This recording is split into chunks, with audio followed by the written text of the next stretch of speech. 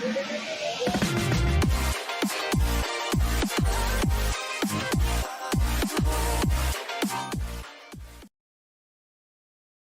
things that I have learned from this 7 years of being clean and sober. And this is after 12 years, facing 12 years of prison. Okay, so today I want to talk about this because you receive so many more benefits, so many more things than you can even imagine when you start actually getting clean from drugs and abusing alcohol, things of that nature. And today, in honor of 7 years clean and sober, I want to do something special. Not only am I going to give you one of my first book, Unlimited Potential, to give you access to that. Matter of fact, I'm just going to send you a copy of it for free at the end of this video. But I'm also going to talk about some of the lessons I learned. And if there's someone that you have in your family that, or maybe it's even you, that you're thinking about this, drugs or alcohol, you're getting a problem, hopefully today, this conversation that I'm going to share with you is going to help you to see things a little more differently, have some hope for your future. That is the intent. I'm not telling you to change your life. I'm saying your life can change in an instant. And I want, hopefully, this will be some inspiration for you. Again, my name is D. Orlando Fortune. I am a self-publishing strategist for coaches and for consultants. I specifically help them to write books to help grow their business and then build the infrastructure, build the sales funnels and things like that around that book to help grow their business. And I do this all using a proprietary system I call the Signature Book Formula to help you get your book done in as little as 4 hours using just your phone and a few websites. Okay. Now, again, today's episode is in honor of 7 years clean and sober from using drugs and alcohol. So as part of this celebration here today of this anniversary, I'm going to show you 7 reasons, or 7 lessons, I should say, that I've learned from being clean and sober. So hopefully it inspires you. So number 1, I'm going to start off with being a daddy. Like, here's the thing. All right, I have a child. I have 2 children. The first child, I wasn't as around as much. I was a little young when I had that child, but then I started getting into making some money, and then I started having more fun because I was making more money. So I thought, go have more fun. So I wasn't around as much for my first child. When my second child came around, was born, I was actually, as this title talked about, facing like 12 years of prison. Luckily, through the grace of God, I was able to not go to prison. It was a good opportunity to be a actual daddy to my child. I told her this morning, appreciate her being in my life. She helped me to stay clean and sober. So we celebrated, told her I love her. Now, those little actions are things that are part of being a daddy, because you can be a father, but it doesn't mean you're going to be a daddy, or you can be a mother, but it doesn't mean you're going to be a mommy. Those are 2 different things. One's about having a child. One's about doing those things for your children that they need, showing the love, giving them the attention, doing the teaching, doing the disciplining, doing the celebrations, all of those things that you do as a mommy or a daddy. So number 1 is being a daddy.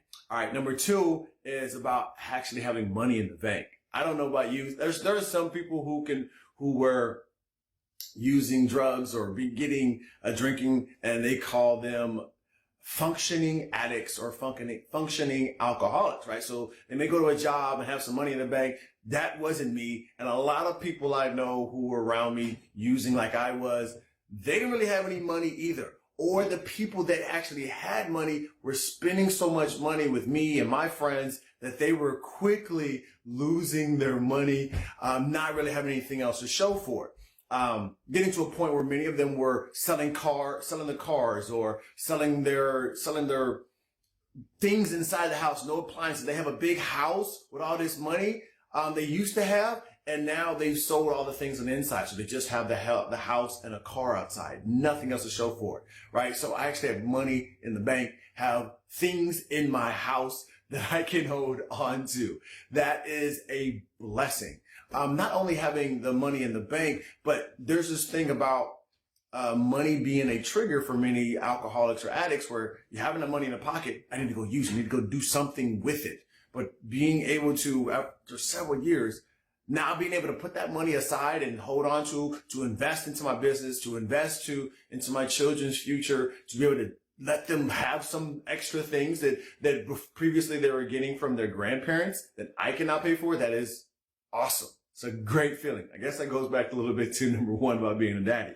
All right, number three is the skin and the eyes. So basically like the whole feature. For many years, right, I would tell people like, this is the money maker. I wasn't necessarily saying about being a very attractive guy, right?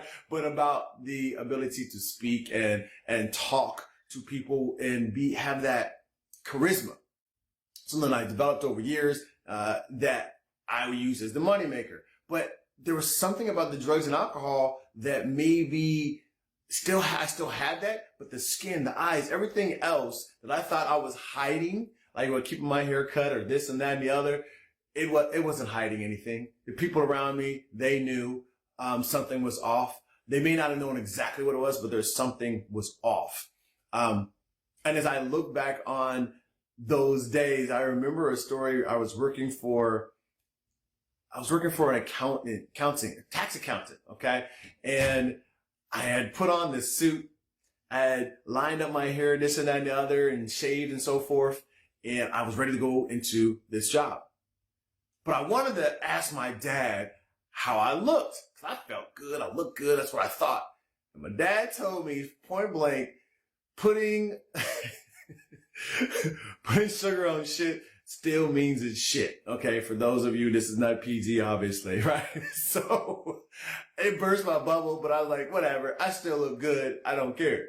But the point was, I thought I looked good, but everything else about me, the way my clothes was hanging on me, the way my hair looks disheveled, the color of my eyes, the color of my teeth, all of that looked like I was not put together, even though I had on this suit. So several years now, being clean and sober, the eyes have cleared up. I can actually see the whites in my eyes. I've done a lot of work on my teeth, getting them clean and getting them back and taken care of again. Cavities and so forth, pulled and cleaned again, Invisalign. All that work on myself to make me feel better about myself because of my appearance is something that's important to me. It's called self-care. People, I do that now, which takes me to number 4, which is loving myself. So the fourth lesson is that you can learn to love yourself again. Often what I found with people that I work with that are addicts or some type of alcoholism or some type of addiction, a lot of times they're looking for something outside of themselves to fill that hole within themselves. Let me say that again. I'm looking externally for an internal problem, okay? I'm trying to take something out here to fill something that's inside. I can't fill something that's inside with stuff around me. I have to fill that from the inside.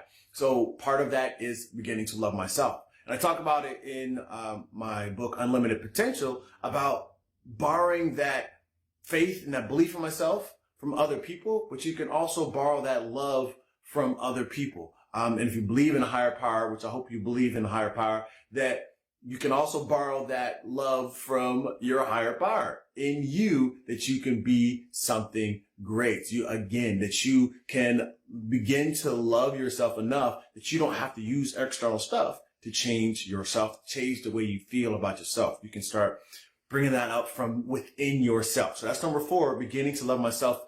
I've said it so many times to people that have been instrumental in my recovery.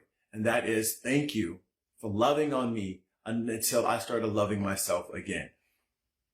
It's easy for me to put on this face. It was easy to put on this face because for years I had these 2 different lives I was living. So it's easy to put on this face in front of others as if I had my shit together, or I could handle it. I was nothing wrong with me. There was a lot of stuff going on the surface, but I could put on a smile as if I loved myself, this and the other. And I told myself I love myself because I've been in personal development for years before I started using. And I still continue to try to use that personal development while I was using. And maybe that's what's part of the reason why it helped me to make the transition when it was time for me to stop using. But I still didn't mean I love myself. So getting clean and sober helps me to start loving myself through the recovery process. All right, number 5 is the peace of mind. I don't know if you can hear it at this point. I'm not anxious. There's not a lot of stress going on in my life that continues to push me towards whatever. Okay. I don't have it. There is plenty of evidence in my life. Once I started looking at it and actually documenting and analyzing and reviewing the things that happened in my life that proved to me that things are probably going to be okay. And if I do the right things enough times, more than likely, things are actually going to be pretty daggone good. I can mess them up very quickly with my stress and my anxiety and my pushing and my doing the wrong things by not following what I was told one time, to follow good, orderly direction. Okay, so that not doing those things pushed me in directions that they blocked me from my blessings. And even if the blocking a blessing doesn't mean that I wasn't in a position to get it, I might not have saw it because of my head or where I was going in my own thinking and my behavior, my belief in myself. I missed the opportunity. I didn't see it. Or I wasn't given the opportunity even though I was positioned for it because someone saw that lack of belief or something being off in who I was. I'm not worried about that anymore. Those opportunities are still going to come to me because I'm doing the right thing. Where I'm supposed to be is where I'm supposed to be right now. And I'm okay with that. Life will be okay. I don't even know how to express that any better than the smile on my face saying that peace of mind it's going to be okay all the time, right? So the next number is number 6, right? We're number 6, peace of mind. That is the opportunities to succeed. So all of these things, being a daddy, having money in the bank, taking care of myself, the self-care, the skin, the care and all this stuff, loving on myself again, having that peace of mind all helps to bring about these opportunities to succeed. Part of the reason why I'm sitting here talking to you today is because I did all those other things to prepare me for this conversation, to be able to look into the camera and talk, to actually have the equipment to have this conversation with me, to have done the personal development on myself, to position myself for this conversation with you. Who knows where this leads, who you share this with, or who sees this, or who hears about this, or who grabs the free book I'm going to give to you, and it positions me in another opportunity to speak, another opportunity to help someone change or shift a life, to help someone tell their story, to become an author as they're growing their coaching or consulting business. I don't know where this is going to lead, but because I've been clean and sober, not going out there running around in the streets as I used to, having clear mind, focused on the goals and opportunities that God presents for me, I have the opportunity to succeed in my life. I'll never forget one of the times I walked into a drug dealer's house. I was going in to cop some cocaine, cop some dope, and the guy in there recognized me from high school. He recognized who I was, but he wanted to know why I was in there buying drugs. Okay. In his mind, as he told me, I thought you'd be running some organization, the president or CEO of some type of corporation. What are you doing in here? Funny thing is, he still sold me the dope anyway, right? That's the potential that was in me. But because I was going down the wrong path, I was missing those opportunities. See, the drugs and alcohol were something that came about and grew. It was a larger problem, but they had started happening way back in my early 20s and had come to a head in my late 20s and early 30s before really causing problems in my life. Missed all those opportunities during our lifespan, during that time, even though I was buying real estate, even though I was making money, even though I was growing a small business at the time, I still missed opportunities because my head wasn't clear. And I don't believe personally that God's going to give you those opportunities when you ain't in the right place to take control, all right? To take care of the opportunities that are given to you, right? I am now, and they're continuing to come to me.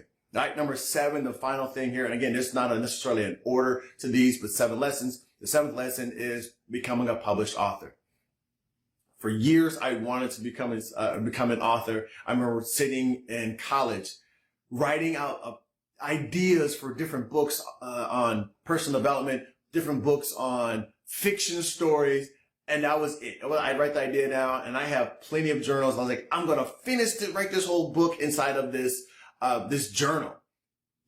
It got maybe 1-2 pages in all these journals, and it got no further.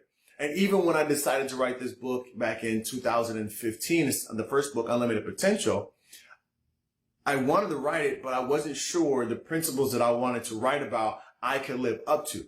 So I felt I needed to live out those principles more, share them with some other people, see some results from them before I published the book. And that was a great idea for me. It really helped me to feel confident that the principles and ideas that God had put in my life and that I've been studying for years, even though I wasn't applying them effectively, were solid principles. That's how that book came about, Unlimited Potential. Becoming that author opened the doors for so many other opportunities for becoming a speaker, writing more books, continue to publish this content like this, continue to grow my coaching business at the time, which has evolved into coaching and consulting because of becoming an author, because I'm clean and sober, because I can see clearly, because I have a focus on where I'm supposed to be going. Instead of focusing on getting high today, I can focus on being productive, by being a daddy, by taking care of myself, by taking care of my goals and the mission that I'm on in my life. That's because of being clean and sober. So I hope these things, again, no pressure. I'm not telling you to stop drinking, not telling you to stop using drugs or whatever addiction you have. That's on you. When you find that you're done with it and it's time to change, hopefully something you've heard in today's conversation resonates with you. Like a seed is being planted, and whenever it happens and it sprouts and it buds for you to change, you've timed to stop using drug and to change your life. You remember something that was said today, and it helps you get over that edge. It's that final straw that makes you say, enough is enough. I'm time to change. And it's time for you feel like it's time to start tapping into your unlimited potential. Okay. So again, if it's for you or for someone you know, please share this message with someone that you know that you want to share this message with them, and be gentle with them. Don't force them. Hey, I think this might be a good thing for you to listen to. Okay. Plus, as I promised, I'm going to give you access, for about a week now. I'm going to give you about a week, from today, which is my Clean Day anniversary. About a week, I'm going to give you access to my first book, Unlimited Potential, How to Stop Living with Fear, Doubt, and Uncertainty. Personal development principles in there, and also a lot of the keys to help me overcome my addiction and start refocusing and rebuilding my life. All you have to do in order to get a copy of that book, and again, no payment, none of that stuff, no free plus shipping. That's not what I'm doing. Straight getting a copy of the ebook version. Type unlimited, put that in the comments. I will get back to you and make sure I get you a copy of that book. Again, with that being said, my name is D. Orlando Fortune. You can be, you can do, you can have anything you want in this world. You just gotta believe. You can live a life of no doubt, just blessings. And I will show you how. You just gotta believe. Remember, you're only one book away from your next breakthrough in your life or in your business. So go out there and make life happen every day. God bless. Talk to you next time.